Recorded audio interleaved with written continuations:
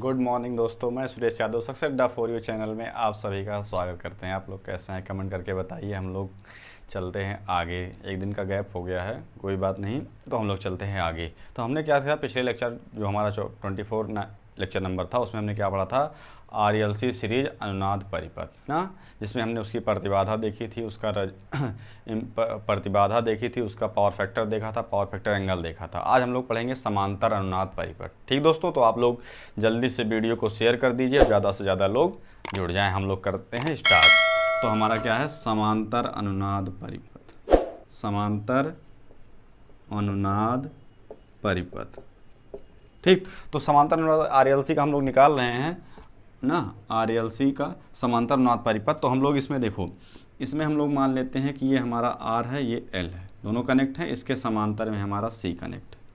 Clear दोस्तों, जहाँ भी कन्फ्यूजन आएगा आप लोग कमेंट करके बताना।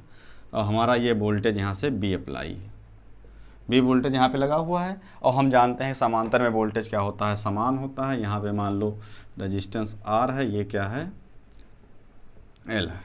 क्लियर दोस्तों, अब यहाँ पे धारा मान लो IC जा रही है। अब इसका फेजर खींचना पड़ेगा, क्योंकि बिना फेजर के ये निकल के नहीं आएगा। आप लोग बस फेजर समझना बहुत अच्छे से, एकदम मज़ा आ जाएगा। देखो, इसके फेजर में हम लोग समांतर में वोल्टेज समान होता है। क्लियर दोस्तों, और समांतर में जब वोल्टेज समान है तो क्या करोगे, बेस वोल्टेज ले लोगे ना दोस्तों। वोल्टेज हमने बेस ले लिया। अब बताओ L में जब धारा जाएगी तो क्या होगी, ये लैग कर जाएगी। यहाँ पे हमने IL ले लिया। अब इसके लंबवत एक लाइन डाल दो, ड्रा कर दो, ऐसे मिला दो। तो आप लोग अगर कोई पूछे यहाँ पे क्या आएगा तो आप लोग क्या बताओगे। थोड़ा सा बड़ा कर देते हैं फिगर, जिससे आसानी से दिखे, छोटा हो जा रहा है थोड़ा। क्लियर, देखना, ये हमारा क्या है, वोल्टेज B है। अब इसमें धारा हमारी क्या है, IL यहाँ पे आ गई, चूँकि लैग करेगी। ये कोण मान लो φL बना। अब यहाँ से ऐसे लंब डाल दो इस पे भी। अब देखो, अगर इसका बेस इस पे आ जाए तो क्या आएगा, कहोगे IL cos φL। इस पे लोगे तो क्या आएगा, IL sin φL। और उसके बाद जब C की बात करोगे तो क्या, वोल्टेज तो समान है, धारा कहाँ जाएगी, IC, वोल्टेज से 90 अंश आगे IC आएगी। ठीक है, ये चीज़ इतना समझ में आया कि नहीं। यहाँ तक अगर समझ में आ गया तो अनुनाद की स्थिति की अगर हम लोग बात करते हैं तो अनुनाद की स्थिति में क्या होता है, RLC समांतर परिपथ में अनुनाद की स्थिति की बात वह होती है जिसमें रिएक्टिव कंपोनेंट 0 हो जाता है। RLC समांतर परिपथ में अनुनाद तभी होगा जब रिएक्टिव कंपोनेंट, जो प्रतिघाती हमारी अवयव हैं, वो क्या हो जाए, 0 हो जाए। तो प्रतिघाती ये है जो हमारा Y एक्सिस पे होता है, वही होता है प्रतिघाती। दोनों क्या हो जाए, 0 हो जाएं। इसका मतलब दोनों को हम लोग क्या कर देंगे, क्या कर दोगे, अब IC बराबर IL sin φL, यही तो होगा, तभी तो 0 होगा यार। अगर ये दोनों बराबर नहीं होंगे, इसको घटाओगे तभी 0 होगा। तो 0 ना लेंगे, दोनों बराबर है, इसका मतलब दोनों घटा दोगे 0 आ जाएगा। क्लियर, कंडीशन ये मिलती है अनुनाद की स्थिति की ना। ये क्या है, समांतर में अनुनाद की कंडीशन आ गई। क्लियर, अब देखो इसको फिगर बना लो। सिर्फ RL परिपथ का अगर हम एक फिगर डिजाइन करें तो आप लोग देखोगे कि ये हमारा फिगर बन जाएगा, ये चूँकि ये φL बन जाएगा, चूँकि ये R है, ये XL है, चूँकि ये क्या होगा, इससे लंबवत होगा ना R के। इसका RL परिपथ हमने पीछे पढ़ाया, देखना इसका फिगर यही बना हुआ था। ये मान लो हमारा ZR बन जाएगा। क्लियर दोस्तों, चूँकि यहाँ से इसका मान हमें फाइंड करना पड़ेगा, किसका, sin φL का। थोड़ा सा टफ पड़ेगा, ये सारे फिगर से थोड़ा सा टफ पड़ेगा, बस आपको ध्यान से समझना है, एकदम समझ में आ जाएगा। जहाँ पे दिक्कत होगी हम दोबारा समझा देंगे, बस आप लोग वीडियो में बने रहो। अब देखो IC बराबर क्या होगा, IL को रहने दो। अगर इसकी बात करें sin φL, तो देखो यहाँ sin φL क्या, लंब बटे आधार, लंब बटे कण, सॉरी लंब बटा कण होता है साइन बराबर ना। लंब क्या है, XL, कण क्या है, ZR ना। ZR लिख सकते हो, या फिर अगर लिखना चाहो तो ZL भी लिख सकते हो, कोई दिक्कत नहीं, चूँकि L के फॉर्म में है, ZL लिख दो, कोई दिक्कत नहीं। अब आगे चलो, अब आप लोग बात IC बराबर अगर बात किया जाए तो क्या लिखोगे, B/XC बराबर IL बराबर B/ZL, और इसके बाद XL/ZL। ये यहाँ तक समझ में आई बात। पीछे हमने सारी ये सब चीज़ें पढ़ा चुके हैं, बस आपको समझना है। क्लियर दोस्तों, ये सब हमने पीछे पढ़ा दिया, आप लोग वीडियो में देख लेना, सब मिल जाएगा। अब देखो B से B कैंसिल हो गया। अब यहाँ पे देखो, ये ZL है, ये भी ZL है, क्या है, स्क्वायर हो जाएगा, क्रॉस मल्टीप्लाई करा दो तो आप देखोगे ZL स्क्वायर बराबर XL इंटू XC आ गए। क्लियर दोस्तों, इतना आ गया, यहाँ तक समझ में आई। अब ZL स्क्वायर बराबर, यहाँ देखो जेड एल एक्सएल बराबर क्या होता है ओमेगा एल, और एक्स सी बराबर 1 ओमेगा सी। यहाँ पे देखोगे ओमेगा ओमेगा कैंसिल हो गया। अब देखोगे जेड एल स्क्वायर बराबर एल बाई सी। यहाँ तक किसी को दिक्कत? कोई दिक्कत नहीं। अब देखो जेड एल बराबर, तो जेड एल बराबर क्या हो जाएगा, आर एल परिपथ की पूरी बात चल रही है, तो क्या हो जाएगा आर स्क्वायर धन एक्सएल का होल स्क्वायर बराबर एल बाई सी। कोई दिक्कत? यहाँ तक कोई दिक्कत है आप लोग को? बताना, जहाँ भी दिक्कत आएगी थोड़ा भी आप लोग तुरंत कमेंट कर देना। थोड़ा सा टफ है मगर वो सिंपल करने का प्रयास कर रहे हैं। अब एक्सएल बराबर अगर बात की जाए तो आप लोग क्या करोगे, L by C minus R square. कोई दिक्कत नहीं है ना, यहाँ स्क्वायर है ही। अब देखो एक्स, इसके बाद क्या होगा, एक्सएल बराबर क्या होता है ओमेगा एल, तो ओमेगा एल का होल स्क्वायर बराबर L by C upon R square. अब एल को ट्रांसफ़र करो, ओमेगा स्क्वायर बराबर एल को ट्रांसफ़र करो तो एल स्क्वायर नीचे जाएगा ना, तो यहाँ पे क्या आ जाएगा एल बाई एल स्क्वायर नीचे जाएगा तो एक एल कट जाएगा तो क्या हो जाएगा 1 by L C minus R square by L square. ये होगा कि नहीं? अब आप लोग देखोगे तो ओमेगा बराबर, ये आगे लिख देते हैं, इधर देख लो, यहाँ के बाद हम लोग इसको दौड़ा देते हैं यहाँ पे। क्लियर? अब ओमेगा बराबर क्या होगा, तो आप लोग कहोगे ओमेगा बराबर क्या होगा, तो अब ओमेगा बराबर पूछेगा तो आप लोग लगा दे under root L by C minus R square, यही हो जाएगा ना, या R square by L square, या फिर ओमेगा बराबर क्या होता है 2 पाई एफ, और 2 पाई एफ तो एफ आर बराबर, या लिख दो डायरेक्ट ओमेगा बराबर 2 pi F R, resonance frequency निकालने तो एफ आर हो जाएगा upon L by C minus R square by L square. यहाँ तक कोई दिक्कत किसी को? जरा से भी जहाँ दिक्कत होगी बताना। अब एफ आर बराबर अगर आपसे पूछा जाए तो क्या बताओगे, एफ आर बराबर तो आप बताओगे 2 pi under root L by C minus R square by L square. यहाँ किसी को कन्फ्यूजन है? आप लोग बताइए, यहाँ पे आपको कोई किसी तरह से कोई कन्फ्यूजन है? ठीक, शायद ये नहीं दिख रहा है तो इसको हम लोग थोड़ा सा ऊपर कर देते हैं आपके समझने के लिए। तो यहाँ से अगर बात कर लें इसकी, तो एफ आर बराबर आ जाएगा 1/2 pi under root L by C minus R square by L square. Clear? ये फार्मूला आ गया समांतर अनुनाद परिपथ की कंडीशन में अनुनाद आवृत्ति एफ बराबर 1/2 pi under root L by C minus R square upon L square.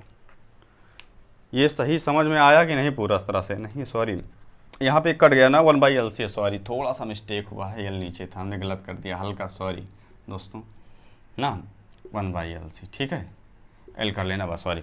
तो क्या आ गया, एफ आर बराबर 1/2 pi under root 1 by L C minus R square upon L square. बात समझ में आई कि नहीं? इसका मतलब अगर समांतर परिपथ ना होता तो ये भाग खत्म हो जाता, तो 1/2 pi under root L C आ जाता कि नहीं? क्लियर? बस थोड़ा सा ध्यान देना, थोड़ा सा मिस्टेक हो गया था यहाँ, जो इसको ट्रांसफ़र किया तो यहाँ कट गया था एल, हमने आगे ले लिया था, ध्यान नहीं दिया।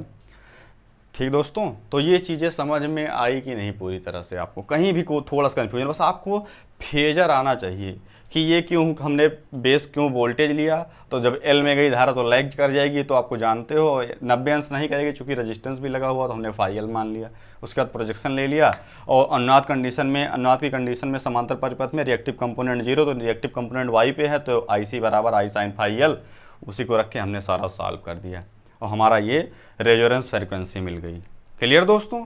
तो अगर आपको ये समझ में आ गया हो तो आप इसको स्क्रीनशॉट ले लीजिए, मगर आपका जो मेन इम्पॉर्टेंट पॉइंट है ये है, ये आपको याद होना चाहिए, बस इतना। आपको प्रूफ में कोई नहीं आएगा पेपर में, आपसे बस डायरेक्ट यही पूछेगा समांतर में अनुनाद की कंडीशन में उसकी अनुनाद आवृत्ति क्या होती है, तो आप लोग बताना एफ आर बराबर 1/2 pi under root 1 L C minus R square upon L square. Clear दोस्तों? बस इतना सा याद कर लेना, आपको सारी चीज़ें यहाँ से मिल जाएंगी। क्लियर? समझ में आई? चलो ठीक है, इसका आप लोग स्क्रीनशॉट ले लीजिए, हम लोग चलते हैं। और वीडियो आपको अगर अच्छी लग रही है तो वीडियो को आप लोग क्या करिए, लाइक कर दीजिए, और चैनल पे पहली बार जुड़े हैं तो चैनल को सब्सक्राइब कर दीजिए, ठीक है। और नेक्स्ट वीडियो से आप लोग ज़रूर आना, चूँकि आप लोग को ही आंसर करना है, क्वेश्चन कराया जाएगा, ऑब्जेक्टिव तो आपको रहना है सबको। क्लियर? चलो इसको मिटाते हैं हम लोग, आगे समझते हैं थोड़ा थोड़ा। आगे इसमें देखो क्या पूछता है, जो चीज़ पूछता है हम वो चीज़ अभी आपको बता दे रहे हैं, ठीक है। इसमें पूछता क्या है, इसमें दोबारा पूछेगा इसकी प्रतिबाधा। समांतर अनुनाद कंडीशन में प्रतिबाधा क्या होती है, तो इसकी जो प्रतिबाधा होती है ना, इसको हम लोग बोलते हैं गतिज प्रतिबाधा ना, गतिज प्रतिबाधा बोलते हैं। जेड आर बराबर क्या होता है, L/CR। वेरी वेरी इंपॉर्टेंट, ठीक है। प्रूफ करेंगे, बहुत लंबा जाता है तो वहाँ पे आपको नहीं जाना, बस आपको याद रखना है कि समांतर अनुनाद परिपथ में जो गतिज प्रतिबाधा होती है वो जेड आर बराबर होती है L/RC। बहुत इंपॉर्टेंट है। और इसका मान क्या होता है अगर पेपर में पूछेगा तो आपको ध्यान रखना है अधिकतम। क्लियर, हमने देखा था समान सीरीज अनुनाद में न्यूनतम आया था, आर आया था, मगर समांतर में L/CR आता है या RC कह सकते हो। और इसका मान क्या होता है, अधिकतम होता है। तो धारा क्या होगी, अगर धारा की बात करें तो धारा इसमें न्यूनतम होगी ना। समांतर अनुनाद परिपथ में जो प्रतिबाधा होती है अधिकतम होती है, जो धारा होती है क्या होती है, न्यूनतम होती है अनुनाद कंडीशन में। और पावर फैक्टर की बात करें, शक्ति गुणक ना, यही सब पूछता, बस इससे ज़्यादा कुछ नहीं। शक्ति गुणक की बात करें तो cos फाई क्या आता है इसमें 1, पावर फैक्टर क्या आता है यूनिटी, और फाई एंगल क्या आता है 0। इसका मतलब देखो, इसका मतलब ये सारी चीज़ें तो आप नोट कर लो। उसके अनुसार उसके अलावा और क्या पूछता है, देखो कभी कभी ये पूछ लेता है कि हमारा RLC चाहे सीरीज सर्किट हो चाहे समांतर सर्किट हो, दोनों कंडीशन में क्या चीज़ें कॉमन होती हैं ना। पूछ लेता है कि दोनों में कॉमन क्या है, तो आप लोग क्या बताओगे, पावर फैक्टर। दोनों का चाहे समांतर में अनुनाद हो चाहे सीरीज में अनुनाद हो, दोनों ही कंडीशन में दोनों में पावर फैक्टर क्या आता है, यूनिटी आता है। ये चीज़ आपको हमेशा याद रखना है। क्लियर दोस्तों, तो ये सारी चीज़ें याद हो गई। तो बस इससे ज़्यादा आपको पेपर में समांतर से क्वेश्चन नहीं आने वाला है। जो अनुनाद फ्रिक्वेंसी आई, जेड प्रतिबाधा और धारा का मान न्यूनतम, प्रतिबाधा अधिकतम, power factor unity, power factor angle 0, बस इतना चीज़ आपको 5-6 क्वेश्चन यहाँ से याद रखना है और सारी चीज़ें हो जाएंगी। क्लियर दोस्तों, तो समझ में आया कि नहीं, इसको नोट कर लीजिए। हम लोग चलते हैं आगे और वीडियो को शेयर भी करते रहिए, ठीक।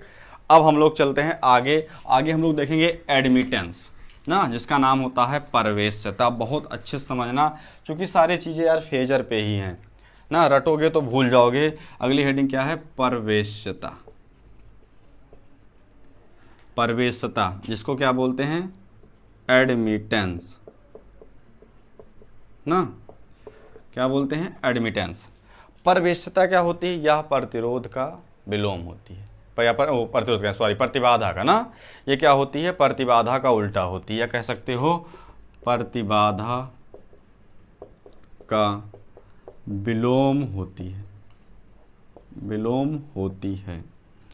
इसका, और इसे किससे बता सकते हैं, इसे y से प्रदर्शित करते हैं। इसका मतलब y बराबर क्या होगा, 1/z, मात्रक महो। क्लियर दोस्तों, ये प्रतिबाधा का उल्टा होता है, इसे y से प्रदर्शित करते हैं। y बराबर 1/z, मात्रक क्या हो गया, महो, या फिर क्या सकते हो, एम्पियर पर वोल्ट, या एम्पियर पर वोल्ट। कैसे, अब z बराबर क्या लिखोगे, V/I, तो I ऊपर चला जाएगा, V नीचे रहेगा, तो एम्पियर/वोल्ट भी इसका मात्रक हो सकता है। क्लियर दोस्तों, यहाँ तक बात समझ में आई। अब देखो यहाँ से आपको इतना हटा लें, इसके बाद हम आपको एक नोट्स पॉइंट लिखाते हैं, आप लोग इसका स्क्रीनशॉट ले लीजिएगा। ये फार्मूला आता है कभी कभी। देखो यहाँ से हम आपको एक चीज़ दिखाते हैं, प्रूफ कैसे करेंगे इसको, प्रवेश्यता को। अब जैसे आप लोग सर्किट देखे होंगे कि अगर कोई सर्किट है RLC, यहाँ पे अगर हमारा क्या आता है, R आता है, और यहाँ पे X आता है, तो यहाँ पे क्या आता है, Z। क्लियर दोस्तों, ये आता है, ये कोण हमारा होता है फाई। इसी प्रकार प्रवेश्यता की अगर बात करें तो इसके भी दो घटक होंगे। जैसे इसका क्या हुआ, दो घटक हुआ, एक RX, इसी प्रकार उसके भी दो घटक होते हैं, एक होती है चालकता और दूसरी होती है अनुकार्यता, जिसको बोलते हैं ससेप्टेंस। क्लियर दोस्तों, उसकी भी दो घटक होते हैं, एक होती है हमारी चालकता G कैपिटल, दूसरी हमारी क्या होती है, अनुकार्यता, जिसको कैपिटल B से प्रदर्शित करते हैं। तो उसको अगर हम लोग दिखाना चाहें फिगर में, तो आप लोग देखना, ये हमारा क्या हो जाएगा G, और ये हमारा हो जाएगा B, और इसको मिला देंगे तो हमारा बन जाएगा कोण फाई, और ये हमारा क्या कहलाएगा, y। क्लियर दोस्तों, ये एकदम समझना, इस जैसे उसके दो घटक हैं प्रतिबाधा के, वैसे हमारे एडमिटेंस के भी दो घटक हैं। पहला घटक चालकता है, जो क्या होगा, वास्तविक होगा, जो हमारा ससेप्टेंस होगा वो वाई एक्सिस पे होगा। क्लियर दोस्तों, ये दो चीज़ें समझ में आई कि नहीं, चूँकि यहीं से हमें सारा फार्मूला निकालना है ना। अब अगर आपसे पूछा जाए जी बराबर क्या होगा, तो आप इसको इस पर प्रोजेक्शन लो इसका, तो क्या हो जाएगा, वाई कॉस फाई, यही तो होगा। समझना, वाई कॉस फाई होगा कि नहीं, आप लोग बताइए। अब यहाँ से बताओ आप लोग क्या होगा, y बराबर क्या लिखोगे, तो अभी हमने पढ़ा है y बराबर 1/z, और cos फाई बराबर, यहाँ देखो cos फाई बराबर आधार बटे z, आधार बटे कण z है ना। चूंकि इसी के हेल्प से ही इसका एडमिटेंस का मान निकलेगा। y बराबर 1/z हमने यहाँ पढ़ा दिया ना, एडमिटेंस क्या होता है, प्रतिरोध प्रतिबाधा का उल्टा, तो y बराबर 1/z तो होता ही है। y बराबर 1/z लिखा, और cos फाई बराबर यहाँ से रखो आधार बटे कण, तो r/z। समझना एकदम, जहाँ भी दिक्कत आएगी। अब आप लोग देखो, r हो गया, ये हो गया z स्क्वायर ना। अब r/z² की वैल्यू क्या होगी, आप लोग बताइए। तो आप लोग देखना, z स्क्वायर की वैल्यू क्या हो जाएगी, r² धन x का होल स्क्वायर, यही तो होगी। आप लोग बताइए, ये होगी कि नहीं, यही होगी ना इससे।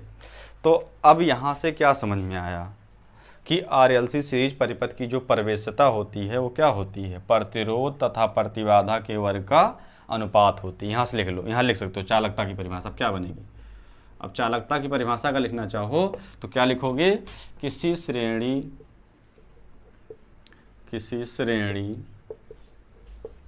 परिपथ की प्रतिबाधा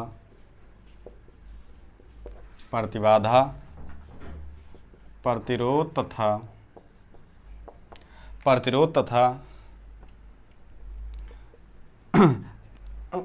किसी परिपथ की चालकता, चालकता प्रतिरोध तथा प्रतिबाधा के वर्ग का अनुपात होती है। क्या होती है, अनुपात होती है। क्लियर दोस्तों, अगर आपसे पूछे चालकता क्या होती है किस श्रेणी परिपथ की, तो देख लेना यही तो होती है प्रतिरोध। देखो ये एकदम बहुत अच्छे से आते हैं, प्रतिबाधा प्रतिरोध तथा प्रतिबाधा के वर्ग का अनुपात होती है क्या, चालकता।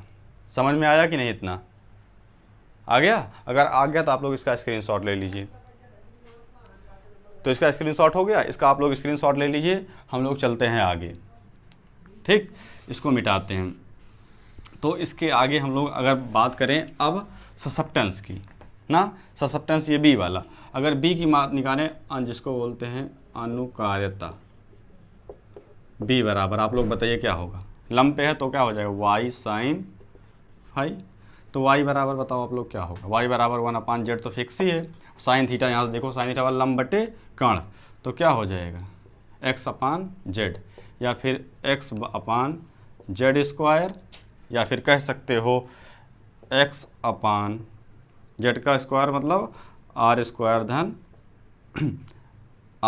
धन x का होल स्क्वायर, यही तो होगा या ये होगा। तो बी, ये अनुकार्यता निकल के आ गई ना हमारी।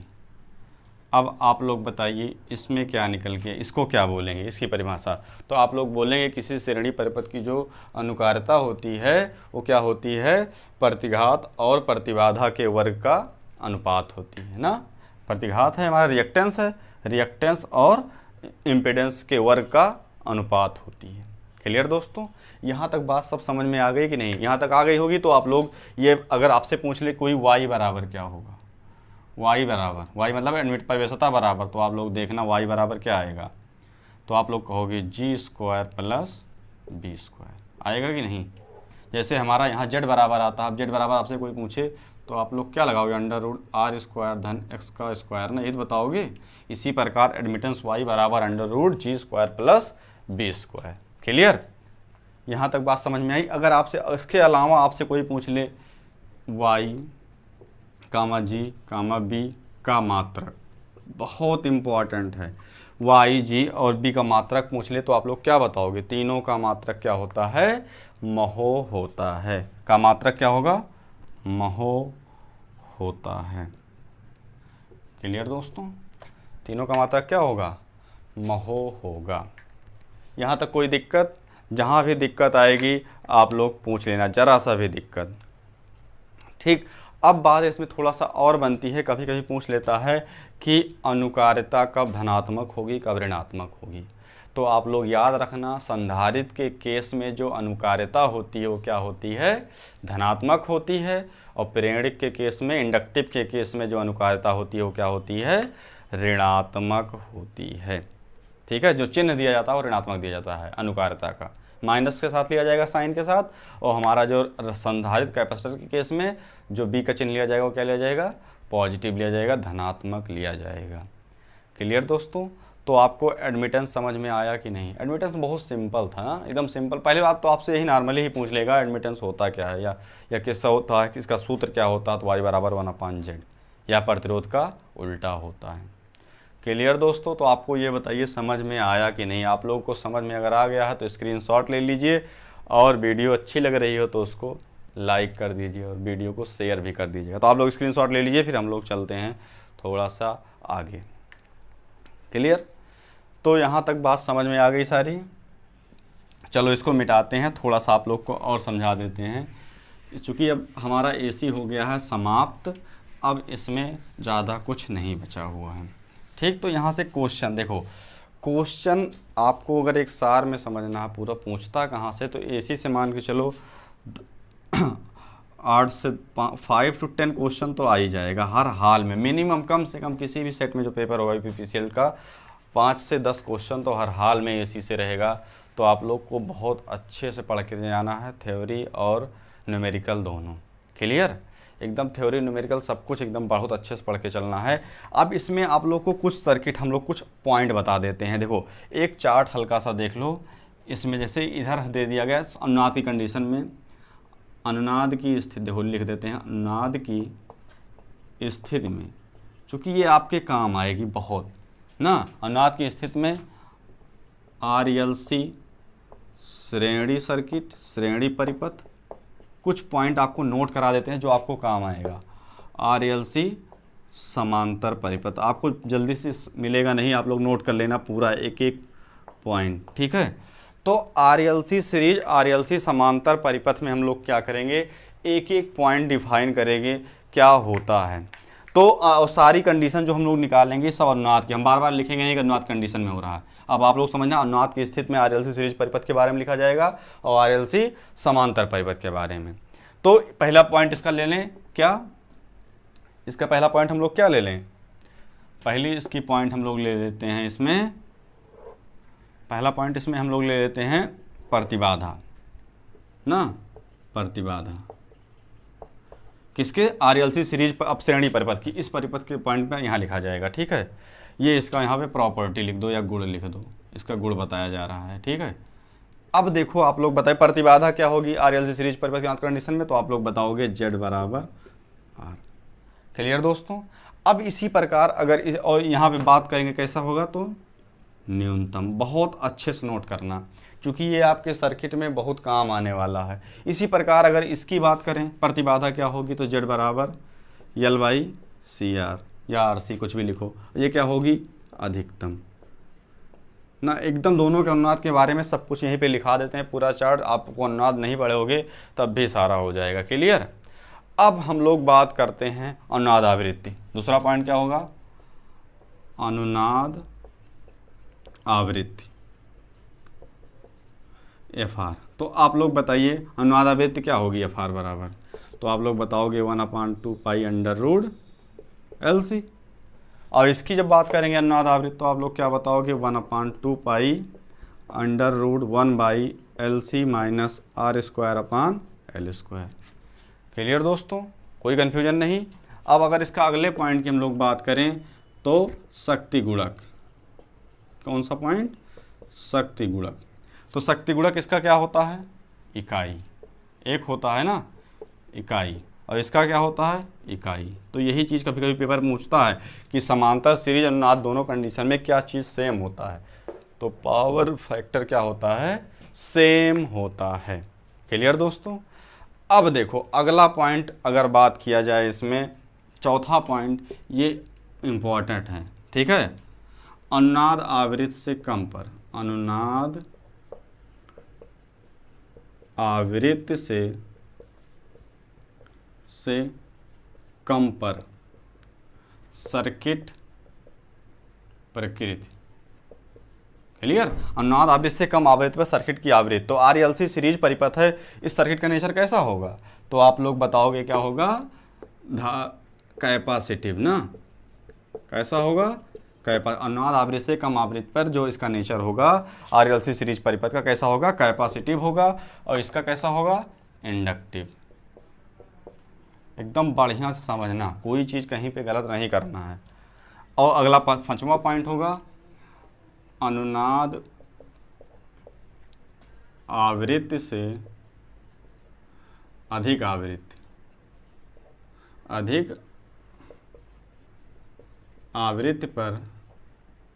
पर सर्किट की प्रकृति ना। अनुनाद आवृत्ति से कम आवृत्ति सर्किट की प्रकृति, तो आप लोग कैसा बताओगे? यहाँ पे बताओगे इंडक्टिव, और यहाँ पे बोलोगे क्या? यहाँ पे क्या बोलोगे? कैपेसिटिव। क्लियर दोस्तों। तो ये समांतर के लिए देखो, समांतर के दोनों के बारे में बात हुई, कम पे अधिक पे, ये कम पे अधिक पे समांतर की बात हुई। आप लोग को समझ में आया कि नहीं? चूंकि ये चारों पांचों पॉइंट बहुत इंपॉर्टेंट है, इस सर्किट को बहुत अच्छे से याद रखना है, ठीक है।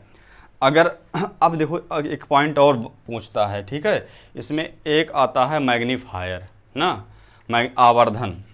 इसमें शायद आप लोग एक बार इसका स्क्रीनशॉट ले लीजिए, हम लोग आगे थोड़ा सा एक बता देते हैं। एक और बच रहा है, नीचे दिख नहीं रहा है शायद।